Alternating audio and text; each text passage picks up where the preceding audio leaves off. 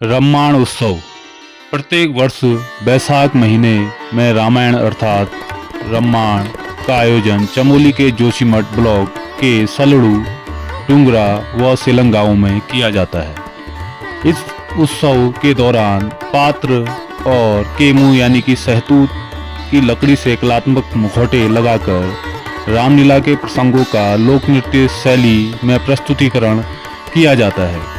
इसके अलावा इस उत्सव में वार्षिक पूजा अनुष्ठान, स्वांग आदि का आयोजन भी किया जाता है। यूनेस्को द्वारा 2 अक्टूबर 2009 को इस उत्सव को विश्व का अमूर्त सांस्कृतिक धरोहर घोषित किया गया था। नमस्कार दोस्तों, आज हम बात करेंगे उत्तराखंड की एक अनोखी लोक परंपरा रामायण पर्व की, जिसे यूनेस्को ने विश्व सांस्कृतिक धरोहर की सूची में शामिल किया है। इस पर्व में केवल एक त्योहार नहीं बल्कि उत्तराखंड की लोक संस्कृति, आस्था और परंपराओं का जीवंत उदाहरण है। रामायण पर्व कहाँ मनाया जाता है? तो रामायण पर्व मुख्य रूप से उत्तराखंड के सललू, डुंगरा व सेलंग गांव जो चमोली जिले में स्थित हैं वहाँ मनाया जाता है। यह छोटा सा पहाड़ी गांव अपनी अनोखी संस्कृति परंपरा के कारण पूरे देश और दुनिया में प्रसिद्ध है। रामायण पर्व कब मनाया जाता है? तो यह पर्व हर वैशाख महीने में अप्रैल मई में मनाया जाता है।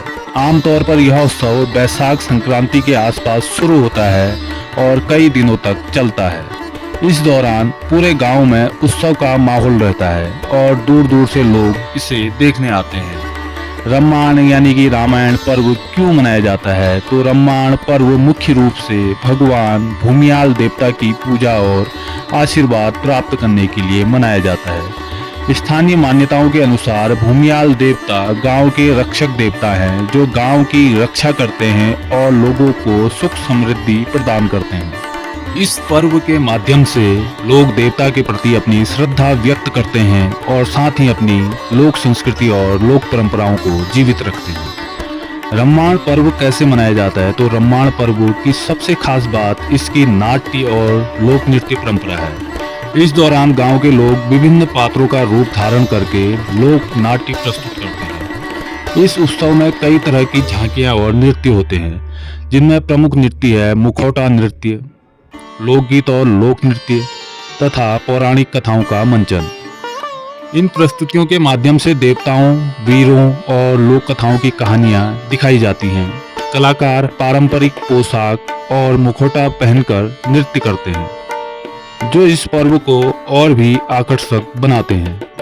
इस पूरे कार्यक्रम में ढोल, दमाऊं और पारंपरिक वाद्य यंत्रों की धुन गूंजती रहती है, जिससे वातावरण भक्तिमय और उत्साहपूर्ण बन जाता है।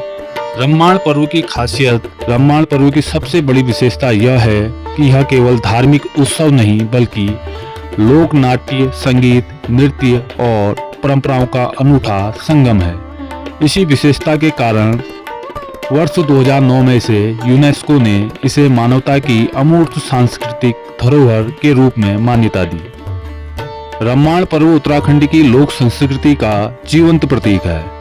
यह हमें बताता है कि कैसे छोटे छोटे गांव अपनी परंपराओं और संस्कृति को सदियों से सजोए हुए हैं। अगर आप कभी उत्तराखंड जाएं तो इस अद्भुत लोक उत्सव को जरूर देखने की कोशिश करें। यह अनुभव आपको पहाड़ की संस्कृति और आस्था से गहराई से जोड़ देगा। तो दोस्तों, यह था रामायण पर्व, जो कि चमोली जनपद में सलड़ू, डुंगरा तथा सेलंग गांव में आयोजित होता है। आगे इस उत्सव की कुछ फोटो आपको और देखने को मिलेंगी। तब तक के लिए धन्यवाद। फिर मिलूंगा किसी नए लोक पर्व, लोक कथाओं को लेकर। अगर आपने मेरा YouTube चैनल सब्सक्राइब नहीं किया है तो सब्सक्राइब कर लीजिए। हमारे YouTube चैनल का नाम है कुमाऊं दर्शन। और अपने दोस्तों के साथ शेयर भी कीजिए, कमेंट भी कीजिए।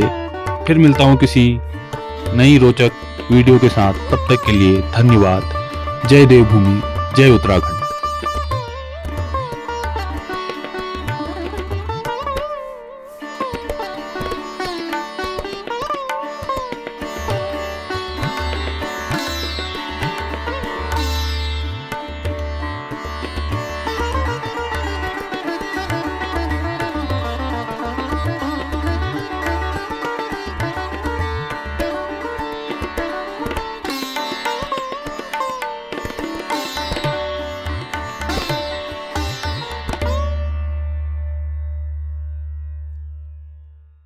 दे रे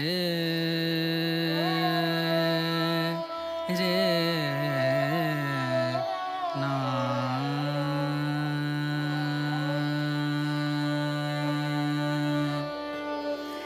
रे ना आ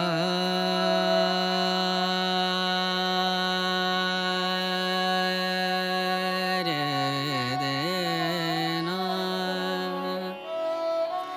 रे ना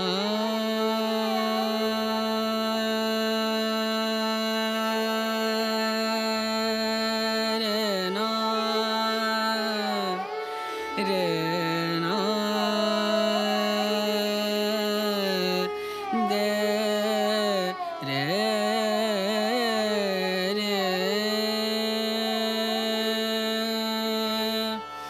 रे ना आ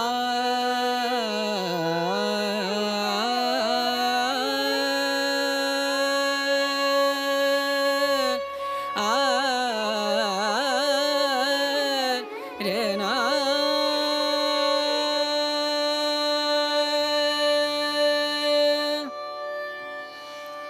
रे